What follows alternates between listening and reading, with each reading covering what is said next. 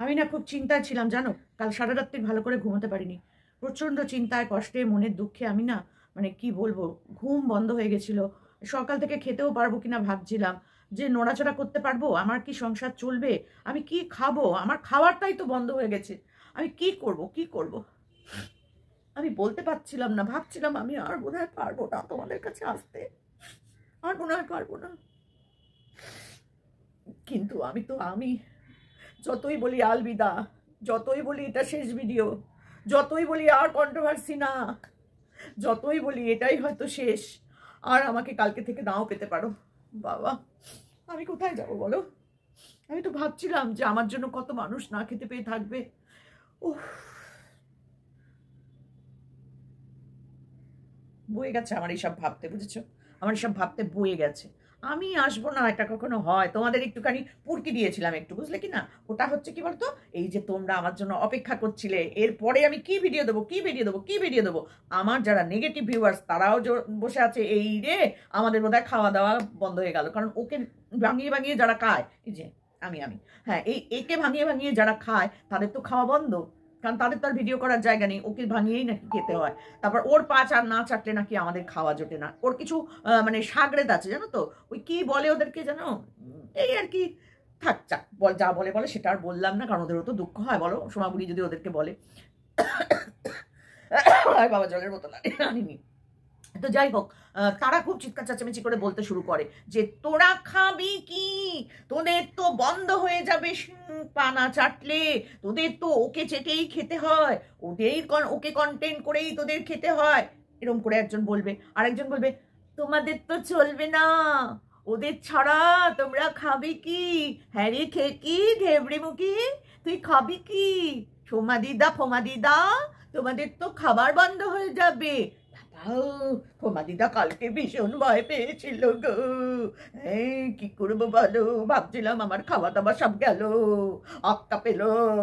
ও বাবা, সকালবেলায় যথারীতি এইরকম মাফলারটা কই রে, কই মাফলারটাও নেই আমার ছাতা, এই মাফলার টাফলার মুড়ি দিয়ে ছুটকি ঝুলিয়ে চলে এসেছে।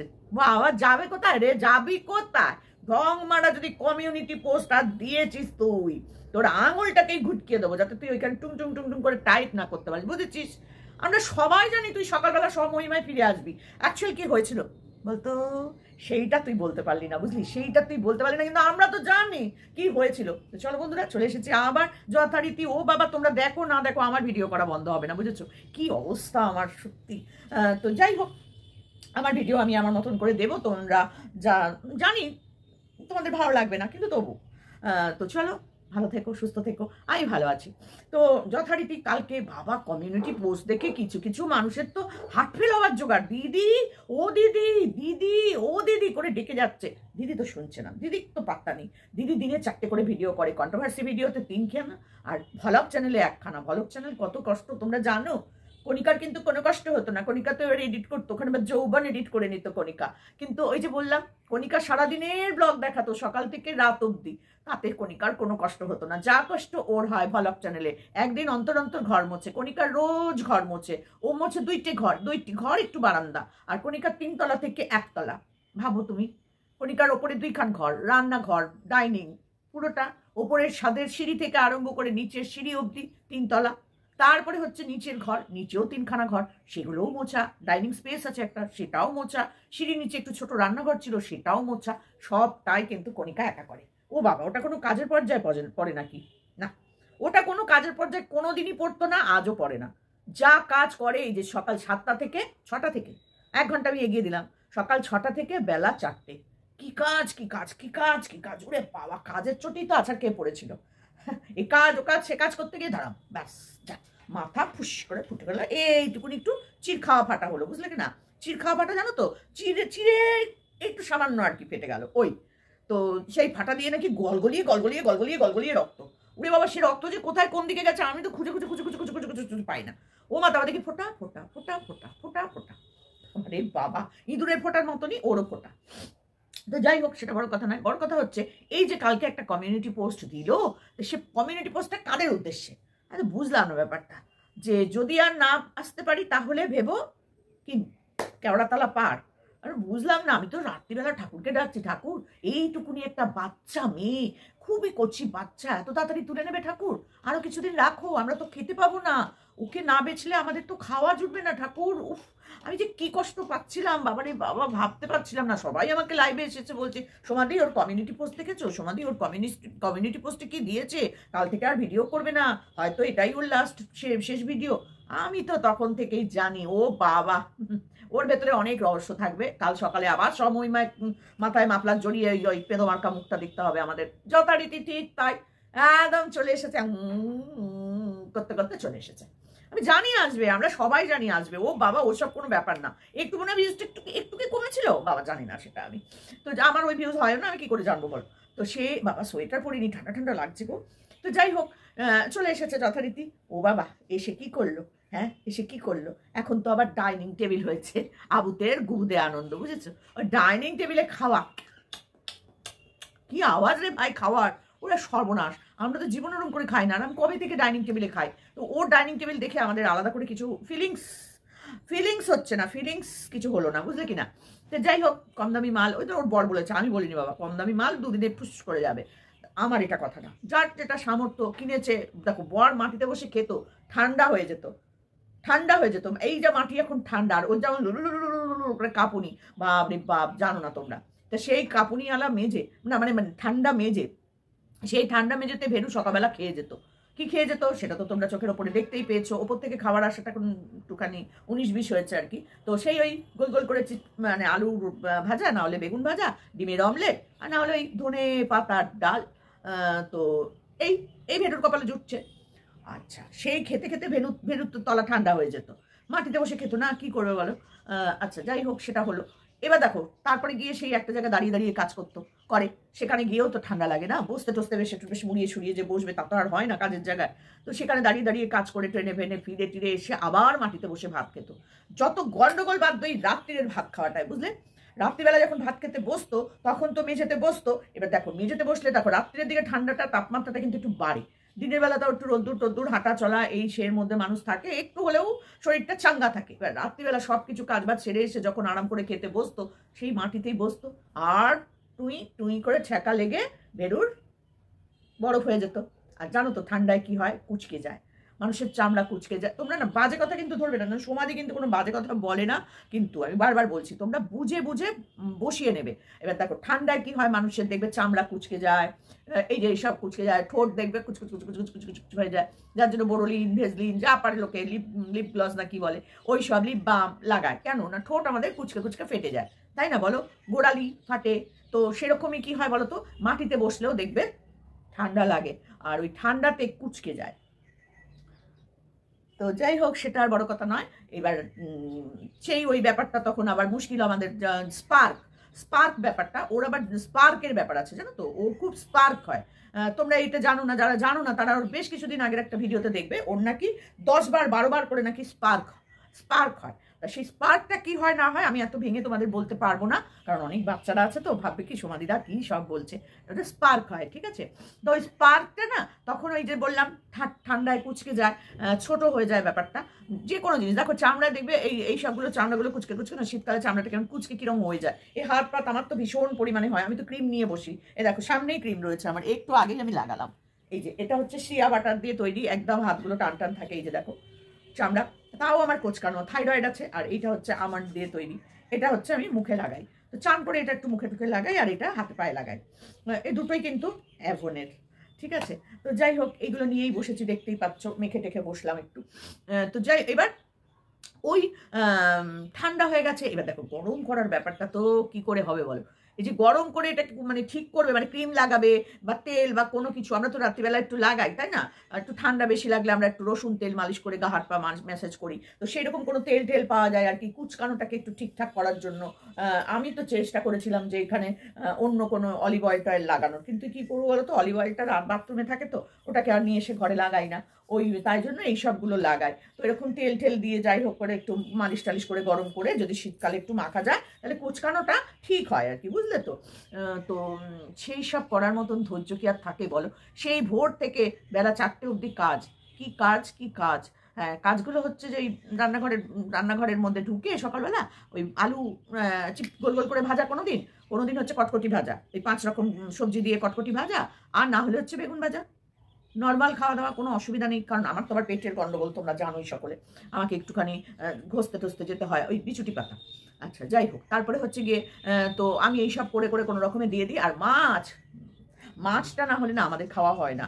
তো ওই যে আজকে এনেছে বড় বড় বাটা মাছ, কি ভালোবাসে বাবা বেরো দাদা, কি ভালোবাসে। তো বাটা মাছটা ঝাল করবে ধনে পাতা দিয়ে। তো যাই হোক, ওটা কালকে হবে, ওটা আজকে আর আমাদের হবে না। ওই যে ইয়ে মাছটা আছে, ওই যে কি মাছটা যেন, ও বাবা মাছের নামও ভুলে গেছি, মাছ ছি ছি ছি ছি ছি ছি। আসলে নামগুলো না করতে চাই না আমি মাছের। তো যাই হোক, মাছ কেটে কুটে পটকাটা পর্যন্ত বার করে এনে ভাজা করে খাবো, জানো, পটকা ভাজা। পটকা মারতে হবে না আমাকে, পটকা সবার পটকা চেপে চেপে ফাটাতে হয় না, আমাকে পটকা খেতে হয় বাবা। আমি খুব পটকা ভালোবাসি। তো ওইটা আমি আমার জন্য একটু ভাজবো। আর ও তো তেল খায় না, আর তেলের মধ্যে আবার কি সব খায় দেয় না। তো যাই হোক, পটকা ভাজাটা আমি কাউকে দেবো না, কেন আমার আবার পটকানি রোগটা আছে বড্ড বেশি। তো যাই হোক, এবার আমি পটকা ভাজা খাবো। আর মাছ 5 পিস মাছ নিয়ে নিলাম, 5 পিস মাছ রান্না করলো। কি কাজ বলো তো, বিশাল কাজ। তো যাই হোক, মাছ ধুয়ে ধোয়া কাটা মাছই নিয়ে এসেছিল, সেগুলোকে রান্নাবান্না হলো। রান্নাবান্না করতে ঘর মুছতে গেল। ঘর মোছার সময় যা লাগে না দেখতে, I M A disco dancer, এরম করে ঘর মোছাটা দেখি, দারুণ লাগে, দারুণ। তো যাই হোক, আমি ওরভাবে ঘরটা মুছে নিলাম, মুছে টুছে নিয়েই বাড়িতে ফটাফট ঝামেলা। তো তোমাদের কিন্তু আমি ঝামেলাটা বলিনি, হ্যাঁ, ওটা কিন্তু তোমাদের শোনার দরকার নেই। কিন্তু আমরা এই যে যারা হায়না শিয়াল শকুনের দল, ঠেক শিয়াল সব বসে আছি আমরা এখানে, কেন, কিসের জন্য? ওই যে কুলাঙ্গার ভাই বসে আছে কিসের জন্য? হ্যাঁ, সত্যিটা তো ভেতর থেকে আমাদের জানিয়ে বলতে হবে। কারণ ও যখন কণিকাদের বাড়িতে কোনো কিছু দেখতো না, সম্পূর্ণটা নিজের মনের মতন করে বার করে দিত। আমরাও তো শিখে গেছি না, আমরাও শিখে গেছি, দেখে দেখে শিখতে হয়, আমাদেরও দেখে দেখে শিখতে হয়। সবার সব গুণ থাকে না, কিছু মানুষ দেখে দেখেও শেখে। তো আমি আবার দেখে দেখে একটু শিখেছি, বুঝলে কিনা। তো আমিও আমার মতো করে একটু বলছি। বাড়িতে এসেছে পিতৃদেব। কেন পিতৃদেব আসার কারণ হচ্ছে, ওই যে ওইদিকে বোনেদের ছবি চারিদিকে ঘুরে ঘুরে বেড়াচ্ছে, নানান রকম ভিডিও হচ্ছে, বিশাল অশান্তি, মানে থানা পুলিশ অব্দি পৌঁছে যাওয়া হয়েছে। এমনি না, বিশাল ব্যাপার হয়েছে, ঠিক আছে। ওই মেজ বোনের ছবি, ওটা ছোট বোনের ছবি না, মেজ বোনের ছবি নিয়ে এইসব বেরিয়ে যাওয়াতে মেজ বোনের বোন বা বর বিশালভাবে অশান্তি, এবং বাড়িতে তার প্রকোপ পড়ায় থানা পুলিশ অব্দি যেতে হয়েছিল। জিডি করা হয়েছে, জিডি নাম্বার দেখাতে পারি, ওই পারি সেই পারি। জিডি নাম্বারটা একটু দেখতো, আমি একটু জিডি নাম্বারটা একটু দেখতে চাই। জিডি নাম্বারটা আমাদের কাছে শো করা হোক, আমি একটু জিডি নাম্বারটা দেখতে চাই। তো যাই হোক, সেটা পারবে না করতে। আচ্ছা, সেইখানে বিশাল গন্ডগোল, বাবাকে ছুটে আসতে হয়েছে বাধ্য হয়ে, কারণ বাবার ওপরেই প্রকোপ পড়বে, বাবার এই মেয়েও ওই মেয়েও, 2 মেয়েই বাবার কাছে সমান। তো বাবাকে ছুটে আসতে হয়েছে, এবং বাড়িতে তুল কালাম অশান্তি, যার কারণে কোনো ভিডিও আসেনি। আর আমরা, উড়ে বাবারে, আমার তো ভাবছি আমার খাওয়া বন্ধ হয়ে গেল, যা, আমাদের এতগুলো মানুষের পেটের ভাত চলে যাবে। কত কন্ট্রোভার্সি না করলে আমরা নাকি খেতে পাবো না, এটাই শুনছি এতদিন ধরে। ও যদি ভিডিও না করে তোরা খাবি কি? ওরে বাবা, চিৎকার করে বলে আমাদেরকে, কি ধমকি দেয় যে সত্যি তো ওর ভিডিও বন্ধ হলে আমরা খাবো কি? তো কাল থেকে টেনশনে আছি। ও বাবা, তারপরে সেই ভাবছি না, আসবে না, মানে স্বাভাবিক, ওর কমেন্ট অনুযায়ী। কিন্তু আমরা জানি আসবে, ও মাল কোথাও যাওয়ার না। কিছুদিন আগেই বলেছিল হাজব্যান্ড ছেড়ে দেবো, বাড়ি ছেড়ে দেবো, কিন্তু ভিডিও করা ছাড়বো না, ইউটিউব আমি ছাড়বো না।